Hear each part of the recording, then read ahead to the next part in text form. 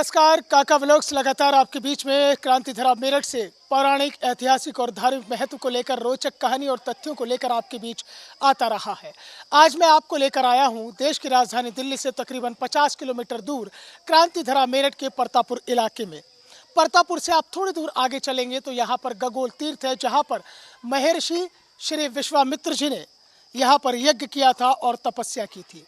सतयुग का प्रारंभ चल रहा था और महर्षि श्री विश्वामित्र यहाँ पर यज्ञ किया करते थे, लेकिन रावण के ससुर मैदानव उनके यज्ञ में हमेशा कोई ना कोई बाधा डाला करते थे।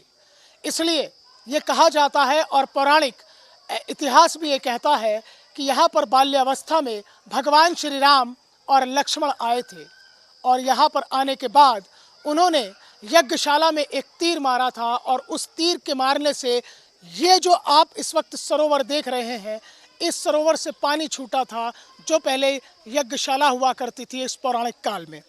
इसके साथ ही साथ एक बहुत ही रोचक तथ्य इस यज्ञशाला और गगोल तीर्थ से जुड़ा हुआ ये है कि आप किसी भी कोने में चले जाएंगे तो आपको भगवान श्री राम, माता सीता और लक्ष्मण जी की जो प्रतिमाएं हैं वो एक साथ नजर आएंगी।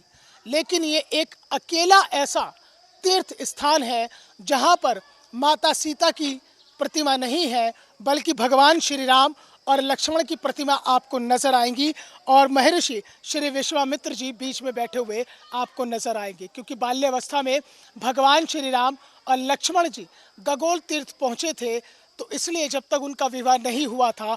और ऐसा भी पुराणों में माना जाता है कि यहीं से भगवान श्री राम और लक्ष्मण जी को सीता स्वयंवर के लिए महर्षि श्री विश्वामित्र लेकर पहुंचे थे। देश के 68 तीर्थ स्थलों में अपनी एक अलग पहचान रखने वाला गगोल तीर्थ स्थल यानी राजश्री विश्वामित्र आश्रम। इस आश्रम का पौराणिक महत्व है और इतिहास भी गौरवशाली है।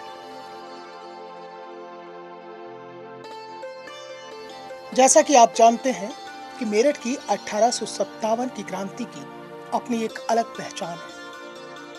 इसके साथ ही साथ सतयुग और त्रेता युग से भी मेरठ का एक गहरा नाता रहा है। बात करीब 7000 साल पुराने श्री विश्वामित्र आश्रम की है।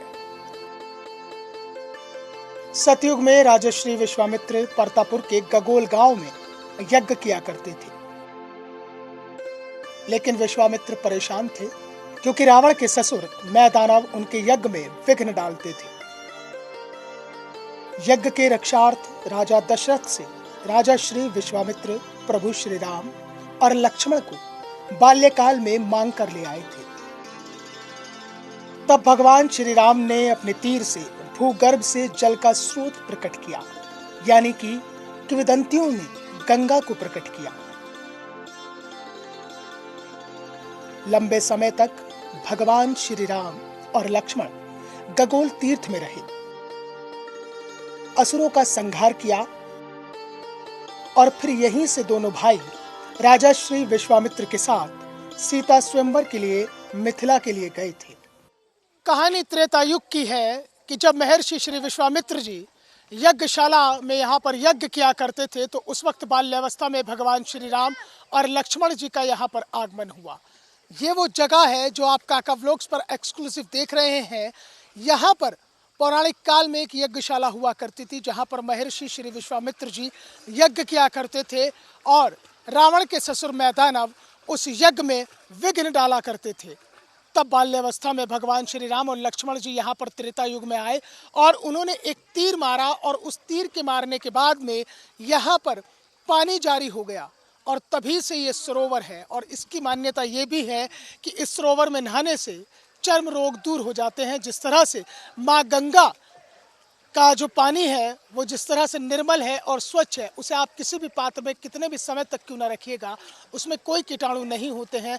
उसी तरह से इस सरोवर के पानी की भी मान्यता है कि आप किसी भी पात्र में उसे रखेंगे तो उसमें कोई भी कीटाणु नहीं होंगे।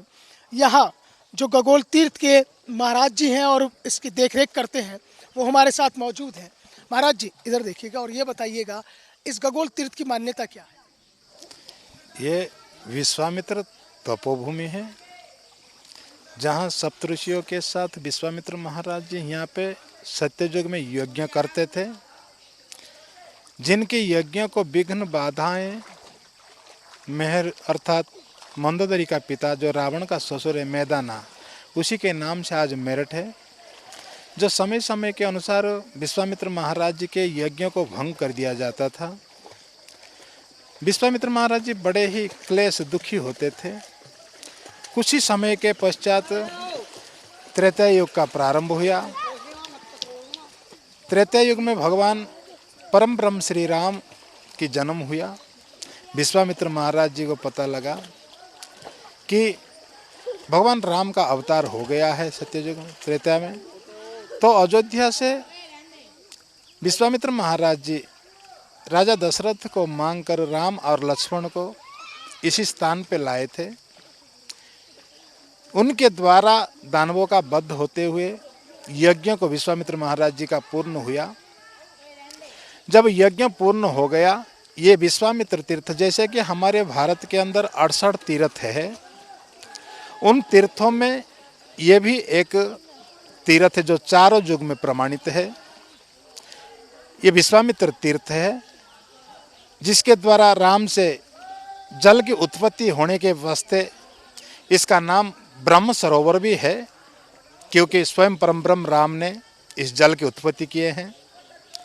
यहाँ से विश्वामित्र के द्वारा, क्योंकि राजा जनक का जो निमंत्रण है और राजा दशरथ के पास नहीं था, संत होने के वास्ते विश्वामित्र महाराज जी के पास निमंत्रण था और विश्वामित्र जानी जान थे और राम और लक्ष्मण को लेके मिथिला सीता स्वयंवर के लिए पहुंचे थे।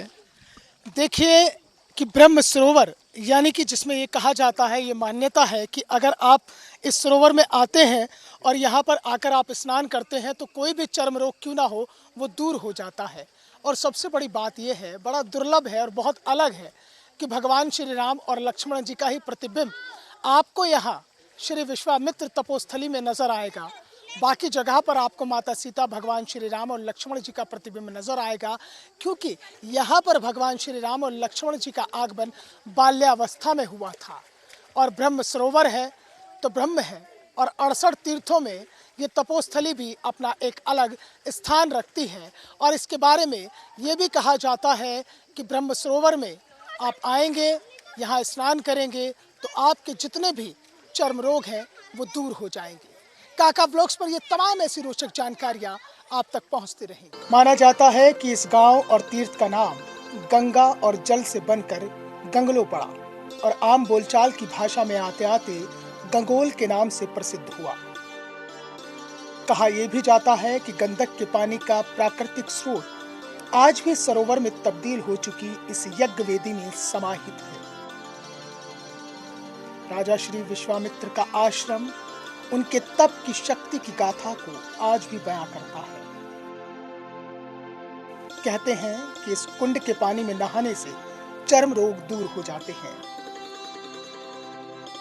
तीर्थ के साथ एक बड़ी बात यह भी जुड़ी है कि यहाँ केवल प्रभु श्री राम और लक्ष्मण जी की ही प्रतिमाएं हैं, जबकि अन्य मंदिरों और तीर्थों में आपको भगवान श्री राम, माता सीता और लक्ष्मण की प्रतिमाएं एक साथ दिखाई देंगी। उसकी वजह यह है कि प्रभु श्री राम और लक्ष्मण जी खगोल तीर्थ में बाल्यकाल में आए थे।